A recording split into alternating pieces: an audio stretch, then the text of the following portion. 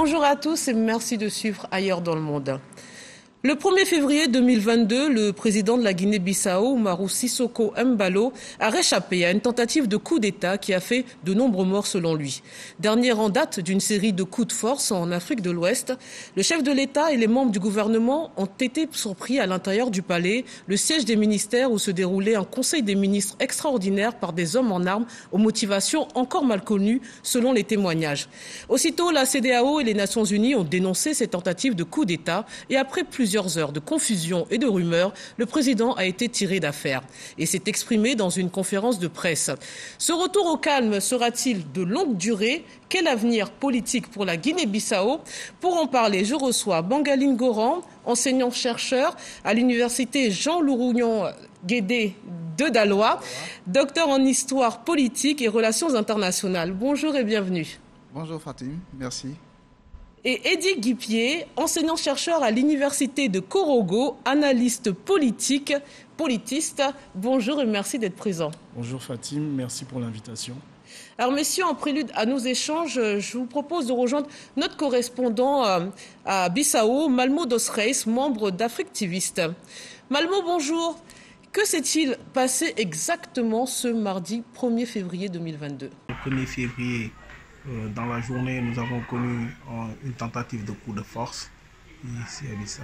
En effet, vers 14 h, un groupe paramilitaire vêtu en civil ont essayé de prendre l'assaut ou une partie a pris d'assaut le palais du gouvernement où se trouvait le président de la République, Umaru Sissoco Embalo, et le premier ministre, Nono Nabiang, qui était en conseil des ministres. Vers 14 h, on a entendu des coups, des tirs de sommation vers le palais du gouvernement. Donc, par la suite, des informations ont relayé que lorsque le président et le premier ministre ont été pris, ils sont entre les mains des putschistes. Et par la suite, vers 15 h, 16 h, il nous a été remonté une autre information comme quoi que non, ils n'ont pas été pris, mais il y a des tirs et il y a eu des morts. Il y a eu des morts. Jusqu'à présent, nous pouvons compter 3 morts parmi les gardes-corps du présidentiel. Par la suite, il y a eu l'intervention rapide des forces de l'ordre, des militaires plus précisément, qui sont arrivés au niveau du palais du gouvernement et encercler le palais du gouvernement. Ils ont pu faire désister ces putschistes qui sont sortis du palais du gouvernement comme des civils. On a pu attraper quelques-uns vers 19 h. Le président, de même que le premier ministre, sont partis au niveau du palais de la République où ils ont tenu d'abord une réunion et après une conférence de presse conjointe où le président a rassuré le pays comme quoi que tout est fini. Qui est à l'origine de cette tentative de coup d'État ? Comme j'ai eu à vous dire tout à l'heure, vers 18 h, le président en compagnie du Premier ministre ont tenu un discours au palais du président, au palais de la République, pour assurer le peuple et pour dire que tout était sous contrôle.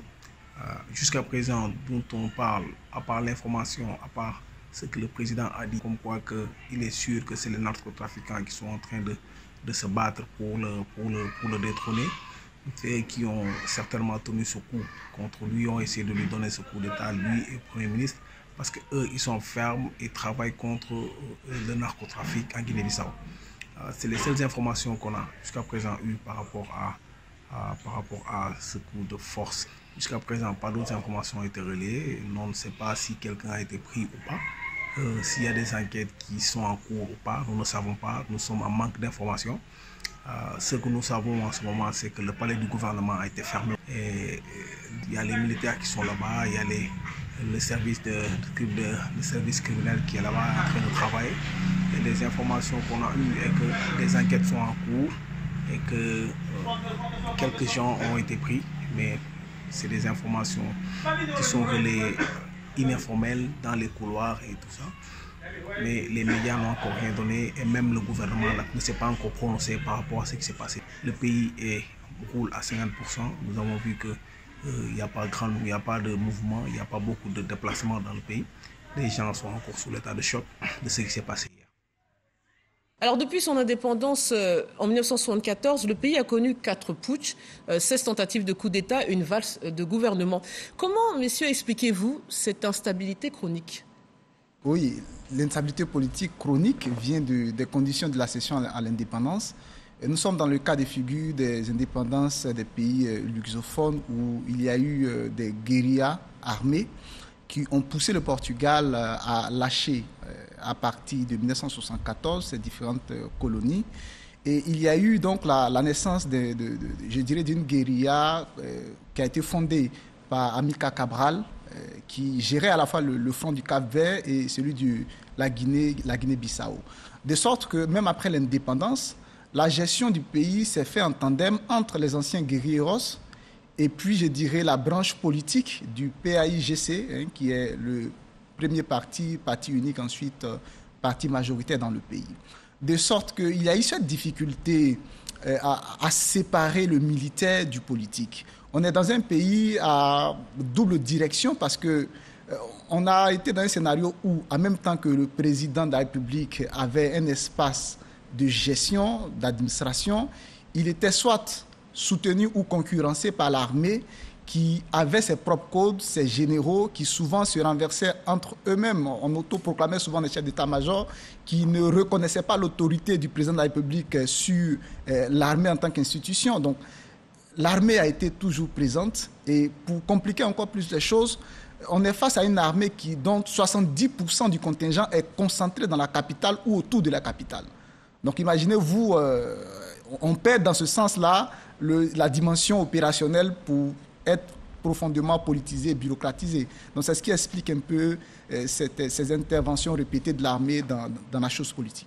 Eddy Guipier, pour compléter, vous pensez aussi que cette armée de libération, en tout cas cette lutte, ce sont les conséquences encore oui, on peut le de dire. cette lutte pour l'indépendance, hein. Tout à fait. On peut dire que justement, c'est ce mouvement de libération nationale, le PAIGC, qui a géré deux pays, à savoir, comme mon collègue vient de le dire, le Cap-Vert et la Guinée-Bissau, a été influencé, n'est-ce pas, par la violence déstructurante de l'action des Portugais. Ce ne sont pas des pays qui ont vu leur indépendance leur être octroyée par le colonisateur. Ce sont des pays qui ont affronté un colonisateur qui était là depuis de très longues dates, 4 à 5 siècles dans la plupart des cas, et qui l'ont affronté de façon violente pour pouvoir acquérir cette indépendance. Comme vient de le dire Dr Bangali, il y a une forte influence de l'armée et la question majeure est la question de la place de l'armée. On ne respecte pas la vieille sentence de Cicéron que les armes, ou du moins que la tauge puisse prévaloir sur les armes. Il y a une immixtion très, très forte des militaires et comme il a dit tout de suite, ce sont les chefs d'état-major qui à un certain moment ont joué un rôle politique. Alors, petit élément, vous avez le premier président de la Guinée-Bissau qui est Luis Cabral, qui est le frère d'Amilcar Cabral qui a été malheureusement tué avant l'indépendance. Et Luis Cabral a fait quelques années avant d'être enlevé au pouvoir par Nino Vieira. Luis Cabral avait même formulé le vœu de ne plus revenir au pouvoir tant que Nino Vieira, en Guinée-Bissau, tant que Nino Vieira y sera. Et vous avez après une succession de militaires et c'est un adoubement des chefs d'état-major qui se solde de façon violente. 3 chefs d'état-major tués. Vous avez Nino Vieira, qui a été ancien chef d'état-major, qui a été tué, qui était président aussi. Vous avez Ansoumane Mané, qui a été tué. Vous avez Verosimo Correa, qui a été tué, et Tagme Nawai, qui a été tué. Donc c'est une habitude de la violence et de l'immixtion, n'est-ce pas, des militaires dans le champ politique. Mais justement, vous venez de le dire, la Guinée-Bissau est l'un des pays les plus instables d'Afrique de l'Ouest. Et les chefs d'État y ont rarement quitté le pouvoir autrement que renversés par un putsch, voire assassinés. Et selon certains, il s'agissait, ce 1er février, de tuer le président de la République et tout le cabinet. A-t-on évité le pire ? Oui, on a évité le pire. Et je pense que ceux qui ont porté ce projet ont, disons, une bonne compréhension, je dirais, des alliances sur lesquelles repose le pouvoir du président Umaro Embalo. Umaro Embalo, au niveau électoral, il ne pèse en réalité que 27,7%. C'est le pourcentage qu'il a eu au premier tour. Alors, il est devenu président grâce à une alliance politique par le report des voix de tous les autres adversaires du PAIGC qui ont reporté leur voix sur son compte, de sorte qu'il se retrouve au pouvoir aujourd'hui. Donc il y a une alliance politique sur laquelle repose son pouvoir. Mais à côté de cette alliance politique, c'est que l'armée bissau-guinéenne est composée en grande majorité, environ à 70%, des militaires d'une ethnie qu'on appelle l'ethnie Balantas. Et cette ethnie Balantas a des officiers supérieurs, soit qui sont à la retraite ou qui sont encore en opération, auxquels ils vouent un certain respect. Alors, il s'est aussi allié, bon, du moins ils sont venus lui proposer pendant la campagne deuxième tour leur soutien, parce que certains d'entre eux étaient tels que Antonio Ndiaye sa tête a été mise à prix par l'armée américaine pour des faits de trafic de drogue. Donc, recherchant la protection, ils sont venus lui offrir leur soutien. Donc, il a ces deux piliers qui font que la majorité de l'armée ne pouvait pas aujourd'hui s'impliquer dans un coup contre lui. Donc, si une fraction minoritaire dans l'armée décide de mener un coup, il n'avait pas la capacité d'occuper la télévision, d'occuper les différentes institutions. Et donc, il devait viser la cible, l'atteindre. Et c'est cette seule condition-là que le reste de l'armée pouvait se rallier. Donc, ils ont bien étudié leur sujet avant de passer à l'acte. Oui, tout à fait. C'est-à-dire qu'effectivement, il y a un degré de violence dans ce pays. On a eu d'autres coups d'État et il n'y a pas eu autant d'effusions de sang. C'est vraiment spécifique à la Guinée-Bissau, cette violence. Tout à fait. Comme je vous le disais tantôt, assassinat de plusieurs présidents. Il faut le faire quand même de chef d'état-major. Et vous avez un événement qui est très macabre, parce que le jour où le chef d'état-major Tagme Nawai, qui était un analphabète, qui était très respecté, un guerriero qui avait lutté contre les Portugais, se fait tuer, la plupart des militaires proches de sa garde vont et arrivent quand même à assassiner le président Nino Vieira dans des conditions assez sordides. Donc c'est un pays qui est manifestement habitué, coutumier à une sorte de violence politique où les contre entre leaders politiques se règlent le plus souvent par le meurtre. Encore une fois, pour revenir sur ce que mon collègue vient de dire tantôt, il y a aussi cette division ethnique entre l'hégémonie plus ou moins des Balantes, avec d'autres groupes qui gravitent autour. Nous avons les Peuls qui sont majoritaires mais qui n'exercent pas directement le pouvoir. Il y a un face-à-face aussi qui se fait d'une part entre les Balantes contre les PPL et les Balantes contre les groupes qu'on appelle Diola et assimilés qui sont à la frontière sénégalaise. Donc tout ça mis l'un dans l'autre, ça fait une sorte de cocktail Molotov qui, on va dire, déstructure violemment ce pays de 36 000 km². Alors le président Mbalo n'a pas précisément désigné les auteurs de cette tentative de coup d'État, mais laisse croire ou comprendre que cela vient de personnes qui sont contre ces décisions qu'il a prises, notamment dans la lutte contre le trafic de drogue et la corruption. C'est une explication plausible, parce qu'il a quand même en son sol de grands trafiquants notoires de drogue recherchés par les États-Unis ou qui cohabitent avec, qui participent avec les FARC de Colombie à tout un business. On peut croire que c'est vraiment lié au trafic de drogue? Il faut prendre ça avec des pincettes, parce que en fait, ce qui s'est passé est lié à des tensions qui ont eu lieu 6 jours avant au sein de l'alliance qui dirige le pouvoir. Qu'est-ce qui s'est passé? Le 29 octobre 2021, il y a un avion de type cargo A340 qui arrive de Banjul. Banjul qui est la capitale de la Gambie, qui est, je dirais, la jumelle en matière d'accusation de trafic américaine, donc la jumelle de ce point de vue-là avec la Guinée-Bissau. Donc un avion cargo arrive et l'avion n'a apparemment aucune raison de se rendre en Guinée-Bissau, mais l'avion reçoit l'accord d'atterrissage du chef de l'État. Directement de la présidence. Bon, on ne dit pas que c'est de la présidence. De la présidence. Et l'avion arrive tout de suite. Le Premier ministre, qui était en froid avec le président, croit saisir là l'occasion de dévoiler des trafics que le président couvrait, de sorte à salir son image, à le fragiliser. Donc, il ordonne que l'avion ne puisse pas redécoller. Et il fait mains et pieds pour faire venir des experts américains pour inspecter l'avion. Pendant ce temps, il s'étale dans les médias, faisant connaître ses suspicions concernant le contenu que transportait l'avion. Et finalement, l'armée, sur ordre du président, se déploie et sécurise le périmètre avant que les Américains n'interviennent. Est-ce que pendant ce temps, ils ont soustrait le contenu? Mais une chose est claire, c'est qu'une fois que les experts américains viennent inspecter sous la supervision de la police judiciaire, on ne trouve rien dans l'avion. En temps, le personnel d'équipage turc qui a conduit l'avion est aidé à sortir du pays, à exfiltrer du pays. 3 membres d'équipage, 2 pilotes avec un mécanicien sortent du pays, encore une fois avec l'accord de la présidence, et ils s'évaporent dans la nature. Alors, il est vrai qu'on n'a rien trouvé, mais le président rentre dans une colère parce qu'il estime qu'il y a eu des dysfonctionnements, parce qu'il a donné des ordres qui ont été contestés après. Donc, il décide de faire un remaniement ministériel pour sanctionner. Et finalement, avec le désaccord au début de son Premier ministre, finalement, il s'y résout et donc il fait limoger le secrétaire d'État à l'ordre public. Alors, cette histoire, finalement, 6 jours après, on pensait avoir tourné la page après le remaniement ministériel. 6 jours après, ça aboutit sur le coup qu'on a vu tous à la télévision. Donc, on peut penser que c'est lié à cette c'est effectivement lié à un dossier de trafic de drogue, mais ce n'est pas très sûr que les ennemis soient là où le président veut qu'on cherche, quoi. Mais je veux qu'on reste quand même sur l'aspect du narcotrafic, parce que l'instabilité, la pauvreté, nous dit-on, a favorisé l'implantation des narcotrafiquants qui utilisent ce territoire comme zone de transit de la cocaïne de l'Amérique latine vers l'Europe. C'est vraiment la plaque tournante de la drogue en Afrique de l'Ouest, la Guinée-Bissau. Ce pays vit de ça. Il y a 10 ans, je vous aurais répondu sans embâche, oui. Aujourd'hui, c'est un peu plus difficile, même si on a des éléments, justement, comme l'incident que vient de relater mon cher collègue, qui laisse à croire qu'il y a encore des soupçons, qu'un trafic peut-être résiduel, même toujours encadré, n'est-ce pas, par de hautes autorités politiques, puisse se dérouler. Il y a 10 ans, dans un contexte de délitement de l'État, dans un contexte de rivalité grandissante entre les leaders politiques, il y avait réellement la Guinée était réellement un État un narco-État.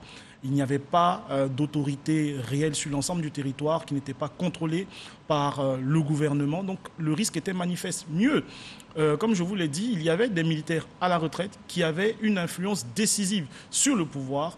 Le général Boubou Natchoute, pour ne pas le citer, était une des personnes les plus citées de façon récurrente. Il y a eu aussi le général Injai, en tout cas qui est soupçonné de l'être par les Américains. Mais, encore deuxième incident, assez paradoxal, que le président de la République refuse de livrer. Donc tout ça, en tout cas, nous met en face d'une sorte de faisceau d'indices qui fait comprendre que la question du narcotrafic n'est toujours pas éludée, n'est toujours pas résorbée et qu'il y a des éléments, en tout cas concordants, qui peuvent attiser notre méfiance quant à ce fait. Mais on nous dit pourtant de ce président dont on va parler, s'il vous plaît, pour que les gens comprennent un peu mieux qui il est. On nous dit de lui qu'il a fait de la lutte contre le narcotrafic son cheval de bataille. Qui est-il ? On peut nous le présenter. Tout à l'heure, vous nous disiez, avant le début de l'émission, qui est-il ? En général, Embalo Sissoko, c'est un homme de réseau, c'est un homme qui a un double parcours, qui est à la fois un ancien apparatchik du PAIGC, n'est-ce pas, l'ancien parti unique, parti d'État, puis parti majoritaire ou hégémonique. Faut se dire que la plupart des partis qui animent la vie politique en Guinée-Bissau sont issus du PAIGC dans la plupart du cas. Vous avez le PRS ou même la coalition que dirige le président Mbalo, le MADEM G15, ce sont pour la plupart du cas, dans la plupart des cas du moins, des transfuges, n'est-ce pas, du PAIGC. Donc c'est quelqu'un qui a un double parcours, qui est un officier militaire, un général, qui a fait l'école de guerre, mais il est aussi un universitaire. Voilà, il est titulaire d'une thèse en sciences politiques et ces deux parcours mis l'un dans l'autre ont fait qu'il a eu une carrière administrative sanctionnée par un poste de ministre, puis celui de Premier ministre avant de justement briguer le poste présidentiel. Ceci étant, il faut quand même révéler qu'il s'appuie sur une majorité assez fragile qui est opposée directement à Domingo Simões Pereira, qui est le leader du PAIGC, et il a pour ce faire fait un attelage, une alliance avec l'actuel Premier ministre pour pouvoir gouverner. C'est un homme de réseau aussi, parce qu'il a dirigé, on va dire, il a représenté à tout le moins les fonds souverains libyens en Afrique de l'Ouest. Il a à plusieurs reprises été envoyé comme Missi Dominici, négociateur en chef, pour dénouer certaines crises au Burkina, même en Côte d'Ivoire. Il est déjà passé par ici. Donc c'est un homme de réseau, et dans une classe politique, ou du moins vis-à-vis d'une vie politique où les visages se ressemblent, je pense qu'il a constitué une sorte de joker pour pouvoir accéder au pouvoir. Mais rappelons-le que finalement, lors de son élection, on s'est retrouvé quand même avec deux ex-premiers ministres qui disaient avoir gagné l'élection, vous l'avez dit, Pereira face à Mbalo en 2019. Et c'est quand même un peu grâce à la CEDEAO qui a reconnu, en tout cas la CEDEAO a reconnu la victoire d'Mbalo. Tardivement, ce qui a permis finalement d'officialiser son pouvoir et son accession au pouvoir. Absolument. Maintenant, c'est quoi déjà, est-ce un calme précaire? Est-ce un pouvoir fragile qu'il détient actuellement? dirais que son pouvoir n'est pas si fragile que ça. Ça a quand même des apparences de fragilité parce que si on analyse du point de vue de la base électorale sur laquelle il s'appuie, il est clair qu'il n'y a pas beaucoup de substance dans son occupation de l'espace politique national. Mais il ne faut pas oublier une chose, c'est qu'aujourd'hui, il s'appuie sur une alliance. Et cette alliance, pour l'heure, des tensions naissent du point de vue politique, mais du côté militaire, jusque-là, il peut toujours compter sur la fidélité et le soutien de l'armée. On l'a dit, l'armée en Guinée-Bissau répond de certains grands généraux qui, certains sont encore en poste, mais d'autres sont, c'est vrai, à la retraite. Et c'est une armée des cartels. Donc, ils sont dirigés soit par des leaders charismatiques encore en fonction à la retraite. Et les militaires répondent de ces chefs-là. Il y a, je dirais, une certaine spirale de financement, d'achat de clientélisme qui fait que le soldat qui veut soit évoluer dans la hiérarchie ou encore, la plupart d'entre eux sont confrontés à des retards de paiement des salaires, a besoin de s'attacher, de s'accrocher à un général, un homme fort, pour pouvoir espérer soit survivre, soit monter dans la hiérarchie. Ce qui fait qu'il y a toujours ce poids des généraux, soit à la retraite ou qui sont encore en fonction. Et donc, eux, ils ont, si vous voulez, des intérêts des clans à protéger, des intérêts de corporations ou de clans, si vous voulez, à protéger. Et quand un président arrive, chaque fois qu'on met sur la table l'idée de vouloir réformer l'armée dans le sens de décompresser, parce qu'il y a un nombre pléthorique d'officiers. À chaque fois qu'il y a une guérilla, on a reversé les membres de la rébellion qui sont pour la plupart analphabètes. Dans l'armée, tout à l'heure, le collègue a relevé le cas du général analphabète qui a été chef d'état-major, mais ce n'est pas une exception. Non. Donc, quand vous arrivez au pouvoir, si vous êtes conscient de ce que cette armée-là a un poids politique et que vous ne les dérangez pas, vous coopérez avec eux, votre pouvoir ne peut pas être vu comme fragile parce que c'est eux qui sont les derniers remparts. Et c'est eux qui sont les potentiels déstabilisateurs. Mais c'est eux qui l'ont sauvé. Et justement, son pouvoir repose sur une alliance avec ses adversaires qui, disons, ont été 3e, 4e, 5e de la compétition électorale, mais aussi sur une alliance avec les grands commandants de l'armée. Donc, si on considère le fait que les grands commandants de l'armée le soutiennent, on ne peut pas juger que son pouvoir est fragile. Et c'est eux qui ont permis... On nous dit aussi qu'il y a eu l'intervention, approuvée, à démontrer, de 2 autres chefs d'État, Sassou Nguesso et Macky Sall. Macky Sall du Sénégal. Ça paraît fondé ? Bon, intervention de quel ordre, de quelle nature, de quel voilà, type? C'est ce qu'on lit dans la presse et... À notre connaissance, même s'il y a vraiment beaucoup de confusion, les confusions persistent quant au commanditaire, quant au déroulement même du coup. Il y a des versions, somme toute, assez contradictoires. D'aucuns disaient que le président était en plein conseil des ministres, oui. D'autres qui disent que... Parce que là où l'attaque a été portée, c'est le palais du gouvernement. C'est une cité administrative. Où il y a des ministères. Le palais présidentiel étant, je veux dire, différent de ce dernier. Et selon certaines versions, le président aurait été du moins au palais présidentiel. Donc il y a plusieurs versions. Toujours est-il que, comme je vous l'ai dit, c'est un homme de réseau et il a ses alliés, comme il a eu aussi des personnes qui l'ont combattu, à savoir le président Alpha Condé, avec qui il n'était pas en odeur de sainteté. Donc il est vrai que... Alors on se souvient de ses propos après la chute de Condé quand même. Il a eu des propos assez... Mais il est reconnu pour ça. Alors il est reconnu pour être cassant, pour être direct. Il a été même admonesté par certains chefs d'État qui ont appelé justement au caractère juvénile, n'est-ce pas, de ce jeune général, sa fougue, etc. Mais c'est quand même quelqu'un qui est déterminé à restaurer l'autorité de l'État et la République en particulier. Parce que de ce que mon collègue est en train de dire, en tant qu'analyste et enseignant en histoire du droit, la chose qu'on peut se dire, c'est qu'en fait, ce n'est pas un État républicain, c'est une féodalité. On se met d'avis, on s'allie avec quelques chefs en attendant que ces derniers, là aussi, puissent changer d'alliance pour qu'on perde le pouvoir. Donc, c'est l'autorité de l'État qu'il faut restaurer et réitérer, en tout cas dans le cas d'espèce. Alors, quelques mots, messieurs, sur ça de manière générale, puisqu'on assiste finalement... C'est le dernier coup de force d'une série à laquelle on assiste ces temps-ci. Doit-on craindre un péril kaki dans la sous-région? Je pense que le péril kaki, je ne sais plus s'il faut le craindre, mais il est déjà passé, je pense, parce que la plupart des pays qui ont été déstabilisés par ces coups d'État ont le même profil. Ce sont des pays qui soit sont dans une situation de crise sécuritaire ou une crise politique issue des dernières élections.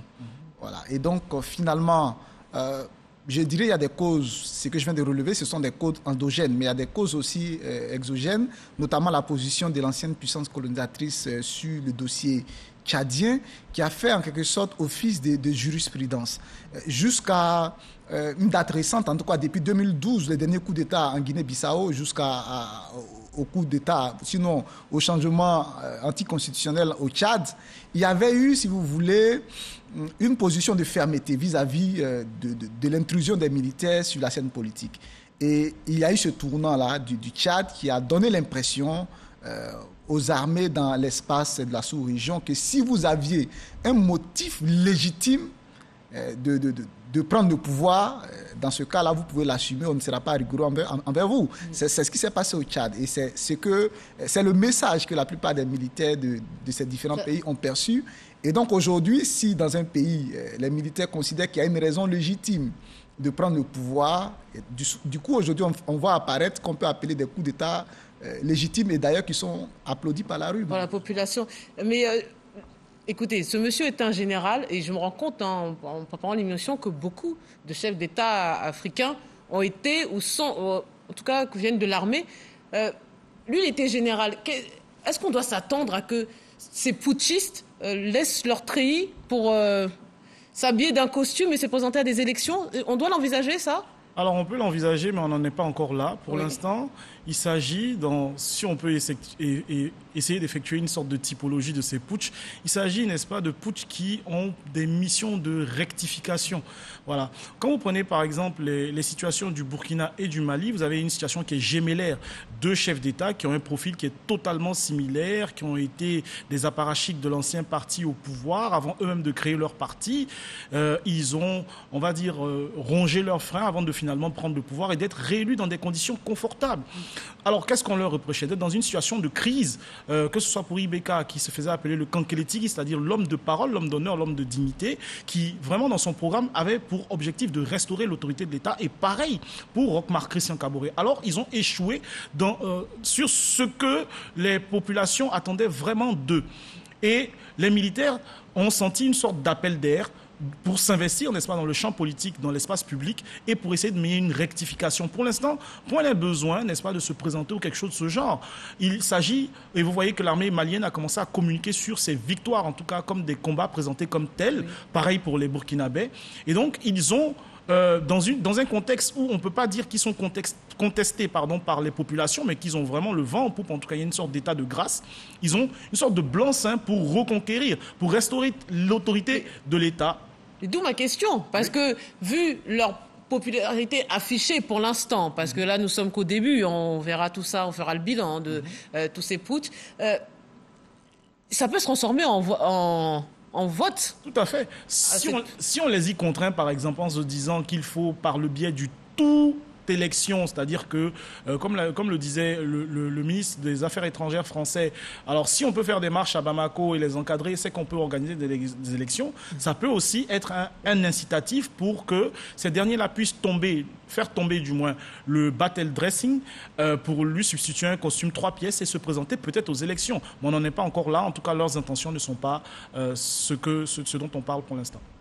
Alors, messieurs, ce fut un échange très intéressant, mais nous arrivons déjà au terme de cette émission. On aura d'autres occasions, malheureusement, de parler de la situation dans la sous-région et de cette épidémie de coups d'État comme...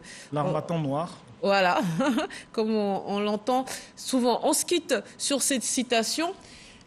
Qui a la force a souvent la raison en matière d'État du cardinal de Richelieu. Merci de nous avoir suivis. Bonne suite des programmes sur RTI 1.